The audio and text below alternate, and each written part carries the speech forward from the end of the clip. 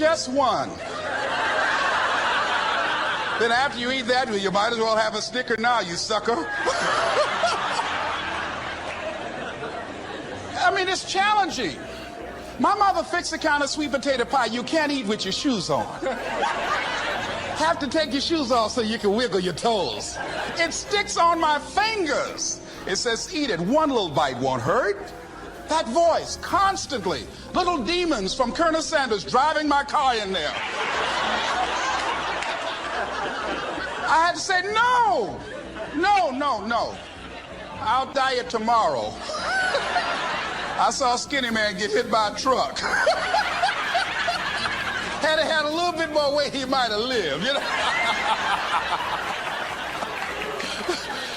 Some of you know what I'm talking about. Raise your hand if you know that. That voice is awesome. So you have got to stand up to that voice.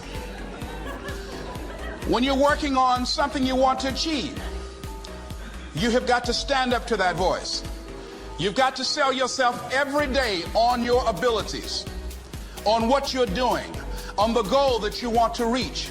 You've got to sell yourself every day, according to your level of belief. It will manifest itself in what you're doing. Whatever we have right now, whatever we're demonstrating in our lives, is a result of what we believe subconsciously that we deserve.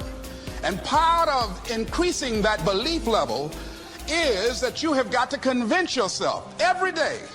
You've got to sell yourself. I do a lot of training for many corporations, and I conduct sales seminars, and I've heard all kind of guys doing techniques and training people techniques of how to close sales and how to work with and begin to control the sale and how to ask for the close. Let me share something with you.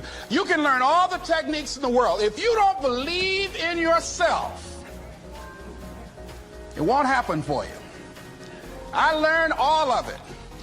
So that's why I do a training called Focus on the Seller. You've got to focus on you.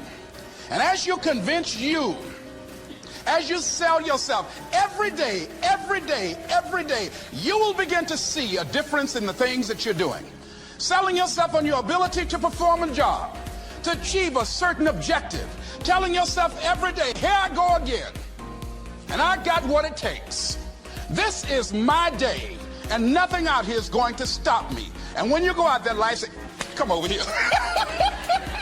Say it again. Well, I'll be back tomorrow. That brings me to the next thing. It takes courage to act. Part of being hungry when you've been defeated, it takes courage to start over again. I used to do door-to-door sales, and I was working with another friend of mine, and door-to-door sales, I mean, it's punishing. It's cruel and unusual punishment. And I was a little boy knocking on the door. Hello, would you like to buy a nice working television set? No money down? No! Bam! They slammed the door in your face.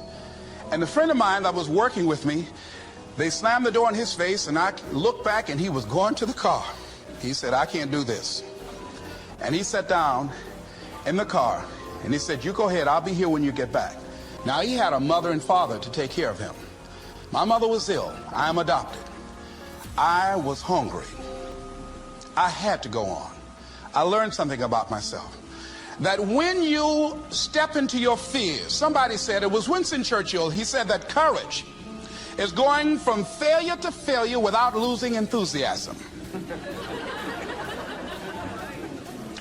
When you step into your fears and continue to push yourself to go on, something happens for you. It will enable you to transcend yourself. I went to the next store. You like to buy a nice working television? No! Bam! Went to the next one. No! Bam! After a while, I no longer took it personal.